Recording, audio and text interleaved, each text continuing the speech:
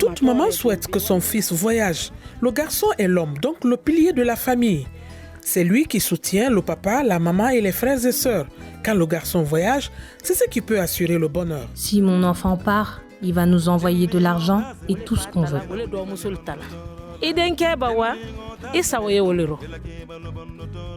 Nous sommes à Conakry, en Guinée, et nos amis parlent de ce qu'ils appellent la grande aventure ou le toucan en malinké, l'une des langues locales.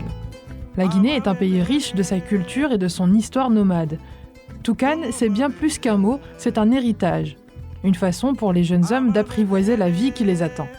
Se lancer dans la grande aventure, c'est quitter le foyer familial pour se retrouver seul avec soi-même. Surpasser de nombreuses épreuves, défier la mort pour peut-être un jour rejoindre l'Europe. Le but ? Devenir un toucan Namo, le héros de la famille, le fils prodigue.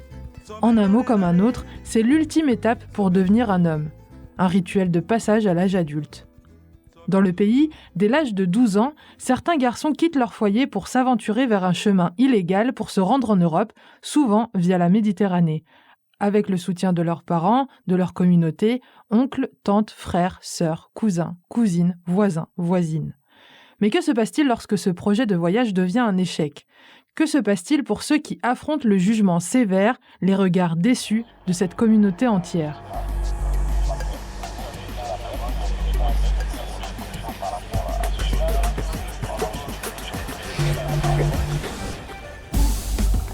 Bienvenue dans ce nouvel épisode de Dans la tête des hommes, le podcast qui interroge les masculinités sur le continent africain à la rencontre d'hommes à l'origine de bien des solutions. Je suis Arwa Barkala et dans cet épisode, nous vous emmenons en Afrique de l'Ouest. Nous allons explorer la question du succès qui incombe aux jeunes Guinéens dans leur projet d'émigration, souvent au péril de leur vie.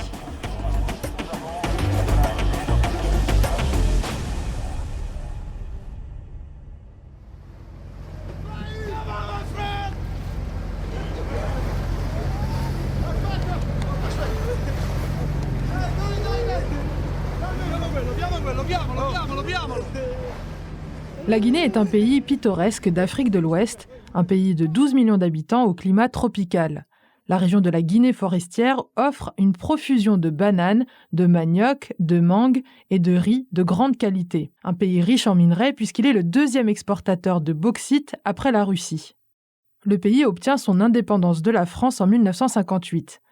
Il n'a pas été impliqué dans des opérations internationales. Cela fait une dizaine d'années que le pays n'a pas connu de guerre civile depuis 2008. Mais avec un salaire mensuel moyen de 40 €, c'est un des pays les plus pauvres du monde. Un endroit où les hommes sont encouragés à se lancer dans l'aventure, entre guillemets, comme dans un rite de passage à l'âge adulte.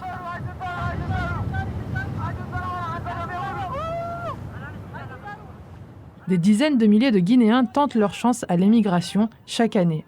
La plupart d'entre eux sont des jeunes hommes célibataires et même des jeunes garçons. Sur ce chemin tracé entre l'Afrique et l'Europe, des centaines de vies y sont laissées. S'ils survivent à la faim, à la soif, beaucoup se retrouvent dans des camps en Libye ou emprisonnés au Maroc. D'autres courses s'achèveront dans la mer Méditerranée. Depuis le début de l'année 2021, l'on compte plus de 200 migrants noyés dans la mer. Ce que j'ai vu là-bas, ce que j'ai vécu là-bas, même à mon ennemi, je ne souhaite pas qu'il m'ait en tête de repartir là-bas. J'ai vécu plein de choses là-bas, telles que la famine, la ségrégation, la trahison. J'ai fait le travail forcé là-bas. Voici Mamadou Alpha. Il préfère qu'on l'appelle Alpha. Il a 21 ans. Salut, bonjour. Ça va ?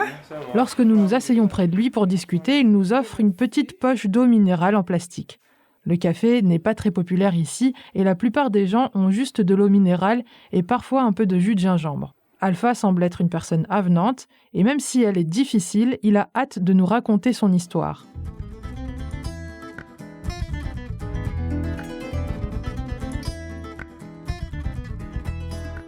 Mamadou a quitté le foyer familial à l'âge de 19 ans. Il est parti avec 1 100 € en poche sur les économies de sa famille et s'est rendu au Maroc dans l'espoir de traverser la Méditerranée. Depuis son enfance à Conakry, L'aventure, comme on l'appelle ici, c'était tout ce dont il rêvait avec ses amis. Et ceux qui ont réussi le voyage l'inspirent encore aujourd'hui. Nous avons des amis qui sont là-bas, qui n'ont pas allé à l'école même un jour. Mais aujourd'hui, ça va. J'ai plein d'amis. Il n'y a même pas longtemps, mon ami a financé le mariage de sa sœur, qui est là-bas en France actuellement, qui est à Lyon. Les taquineries, les rivalités entre amis nourrissent une forme de compétition qui motive ces jeunes hommes. Dans leurs jeunes esprits, le but de l'aventure, c'est d'obtenir ce statut de Tucan Namo. Esther Botta Sampare est une anthropologue italienne qui vit à Conakry. Voici comment elle explique cet état d'esprit. C'est un discours qui tend à présenter d'une manière très positive quelque chose qui consiste en un risque pour la vie humaine.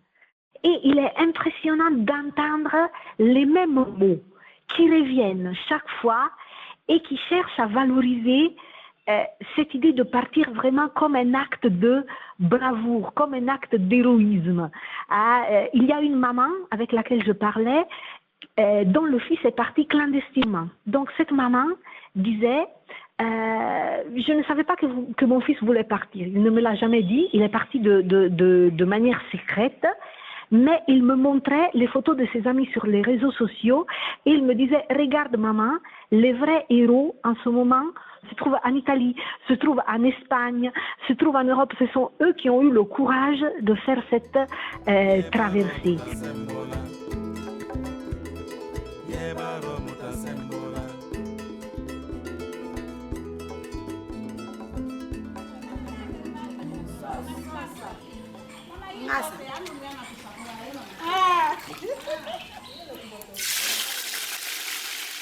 Alpha vit dans une maison à 2 étages avec sa mère, son grand frère et une jeune fille qui porte le même nom que sa mère.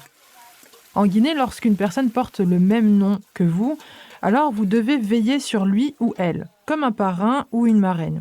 Ici, il est très fréquent qu'une famille accueille un enfant qui n'est pas issu de la même lignée. Ça n'en reste pas moins un foyer. Il faut qu'on aille. Ici, on ne peut pas voir la famille souffrir. Nous avons souffert depuis l'enfance. Nous sommes censés avoir des enfants dans le futur. Donc, il ne faut pas que ceux-ci viennent trouver que nous sommes dans les mêmes situations que depuis que nous sommes là.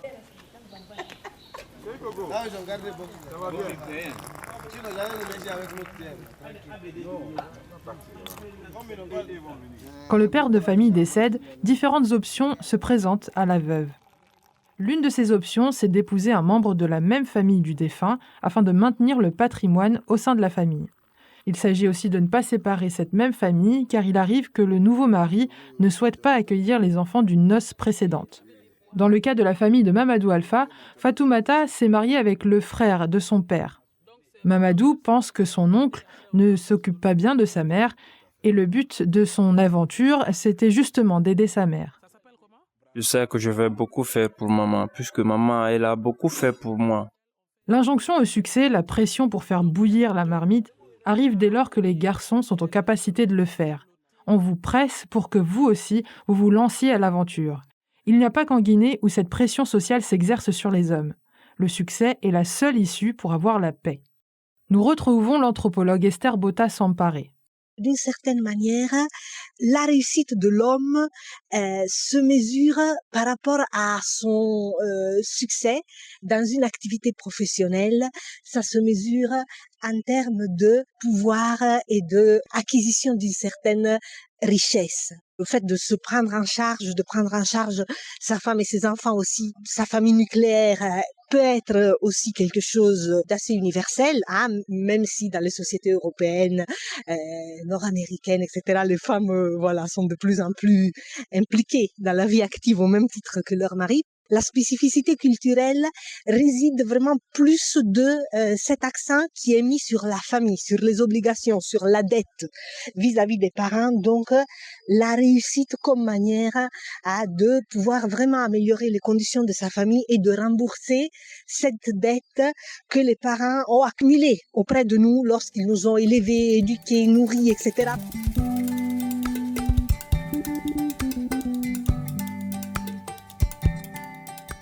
Le succès est une condition sine qua non quand on se lance à l'aventure. Mais que se passe-t-il lorsqu'on fait face à l'échec ? Après s'être préparé mentalement, la tentative de Mamadou Alpha fut un échec. Mais rebrousser chemin a été encore plus difficile pour lui. Quand je suis revenu, il y avait beaucoup de regards fixés sur moi. D'autres qui parlaient, ils disaient que je ne faisais que me fatiguer moi-même, me tromper moi-même. La plupart des gens disaient ça, qu'ils savaient que je n'y arrivais pas. On m'a traité d'incapable, de faible. Je n'ai répondu personne. Je laisse passer. Moi, je sais que je suis fort.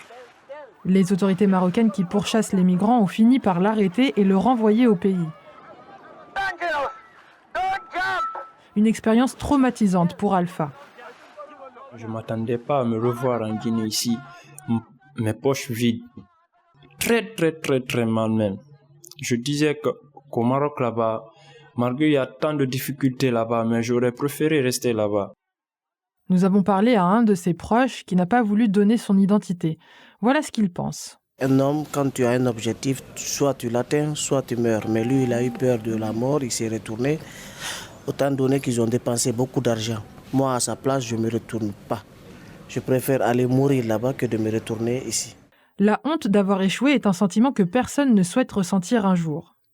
Des villages entiers se mobilisent pour collecter assez d'argent pour le départ. Si ceux qui ont été choisis venaient à revenir, c'est vu comme une gabégie, un gâchis, une dette dont ils ne pourront jamais s'acquitter auprès de la communauté. À leurs yeux, jusqu'à preuve du contraire, ceux qui ont échoué sont des sous-hommes. Je considère que c'est une femme parce que c'est les femmes qui font des allers-retours. Un homme a un objectif, soit il l'atteint ou ne l'atteint pas. Toute la famille compte sur toi. Aller et revenir, tu n'as pas atteint ton objectif alors que la famille compte sur toi, tu es l'homme de la famille. Beaucoup de gens à Conakry partagent la même opinion au sujet de Mamadou Alpha. Cette stigmatisation sociale est la raison pour laquelle de nombreux migrants n'osent pas revenir. Et s'ils le font, beaucoup d'entre eux se cachent. Certains continuent même d'envoyer de l'argent chez eux comme s'ils travaillaient à l'étranger. Sauf qu'ils habitent juste au coin de la rue. Ce qu'on appelle le stigma du rapatrié suit à la fois les hommes et les femmes lorsqu'ils ou elles doivent rentrer chez eux, après l'aventure. Les hommes qui reviennent chez eux sont traités comme des faibles et les femmes sont maudites. Chez les femmes, la stigmatisation est liée sur ce qu'elles ont supposément vécu lors de leur voyage à l'étranger. Elles subissent souvent des abus sexuels, des viols, et parfois elles n'ont d'autre choix que de vendre leur corps en échange d'argent ou de nourriture. C'est pas du tout facile quand une fille est sur la route, tu n'as pas d'argent, tu n'as rien, il faut forcément quelqu'un. Aujourd'hui, il n'y a pas d'aide gratuite. Bon, quelqu'un peut te dire que je t'aime et pourtant c'est pas parce qu'il t'a aimé, c'est à cause de son intérêt, son propre intérêt. J'ai gagné quelqu'un sur la route qui a pu me dire qu'il m'aime, qu'il va prendre tout mon charge et pourtant c'était le contraire. Voici Bintou. Elle avait pris la route qui menait au Maroc, tout comme Mamadou Alpha. Elle est allée jusqu'à la ville côtière de Nador, à 10 km de la frontière espagnole. Mais après avoir lutté avec la sueur de son front, elle a décidé de rentrer. Même si pour elle, comme pour beaucoup de femmes qui reviennent, cela signifiait d'être traitée de femme salie. Je n'ai pas considéré les gens, sinon à mon retour, il y avait trop de diffamation sur moi. Ils me disaient que peut-être je suis maudit par les parents, que c'est pourquoi je suis allée me retourner. Bintou a souffert de la même stigmatisation sociale qui blesse Mamadou Alpha. En tant que rapatrié, il était considéré comme un sous-homme. Il s'est senti humilié et laissé pour compte. Mais maintenant, il se fiche de ce que les voisins pensent.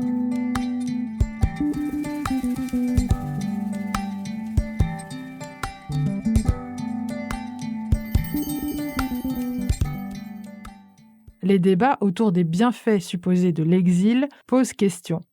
Bonjour. Comment allez-vous? Okay. Aujourd'hui, on fait un débat. Nous sommes dans une réunion de l'ONG des Guinéens contre l'émigration illégale, une organisation créée par des anciens exilés pour la réintégration sociale de ceux qui ont échoué.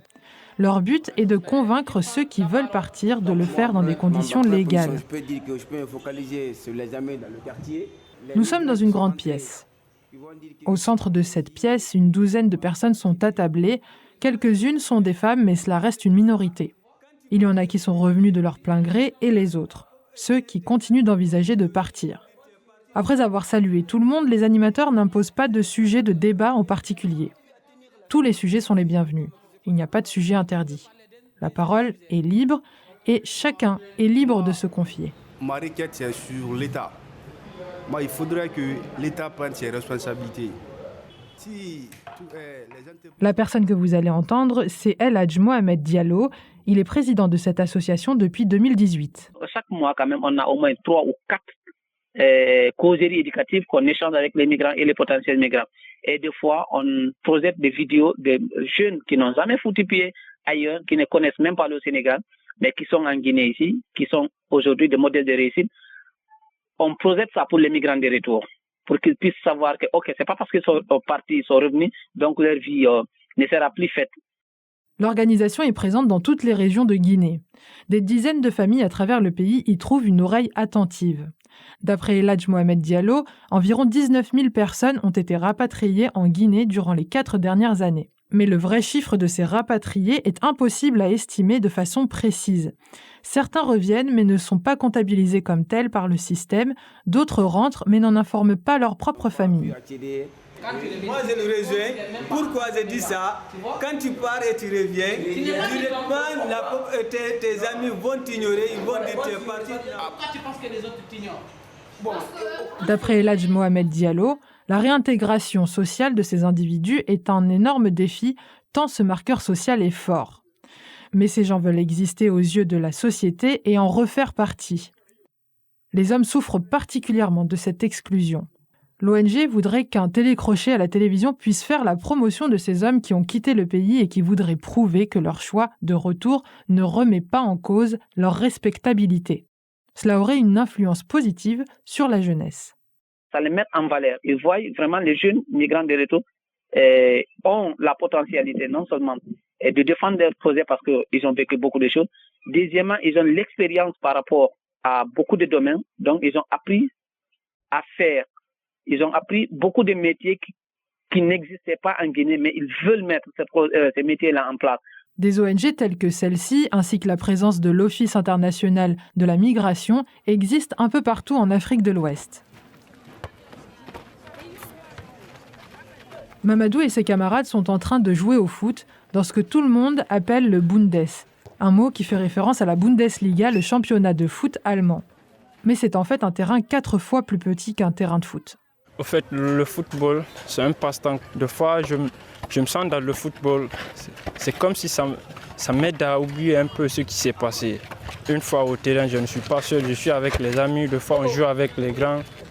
Quand c'est bon, c'est bon. Quand c'est pas mal, même dans le fait qu'on ait des erreurs de fois dans le terrain et qu'ils se moquent de moi, ça me fait rire. C'est bon pour moi parce que je sais que c'est dans le football, tout se passe.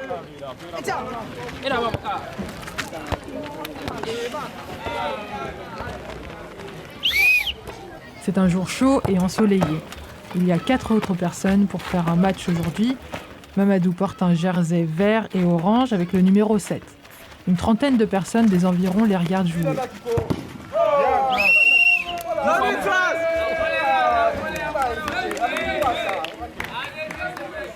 Mamadou nous dit que depuis son retour, les gens pensent que c'est un faible. Un mot qui semble lui coller à la peau depuis son retour. Mais quand il est sur le terrain, c'est lui le plus fort.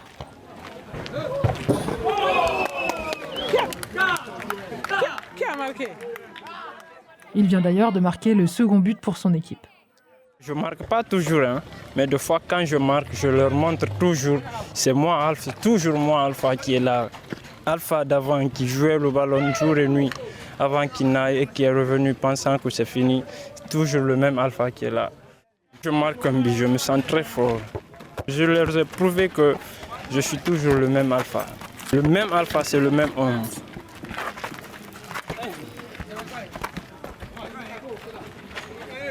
Les épreuves endurées par Mamadou Alpha durant son périple l'ont marqué à vie. Le football l'aide à réintégrer la société et son environnement. Tout ce à quoi il aspire, c'est pouvoir nourrir sa famille, rendre sa mère fière et heureuse. Je rêve de voir ma maman conduire sa propre voiture. Voir maman dans le beurre. C'était ça mon rêve. Être l'héros de maman.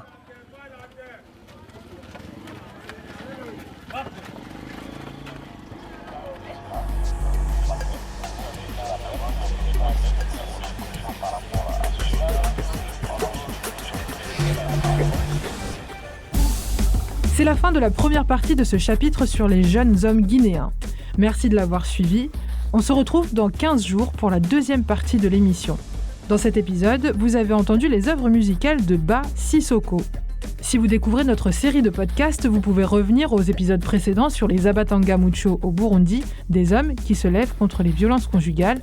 Rendez-vous sur notre site internet pour plus de contenu. Un grand merci à notre guide reporter Makeme Bamba à Conakry, en Guinée, qui a concocté cet épisode avec Naira Davlachian et coproduit par Martha Rodriguez Martinez, Lilo Montalto Monella, Mampeya Diao à Lyon. Je suis Arwa Barkala et je vous parle depuis Dakar. Laurie Martinez à Paris et Clizia Sala nous ont accompagnés dans cette production depuis Paris et Londres. Le design est du studio Ochenta, le thème musical est de Gabriel Dalmasso.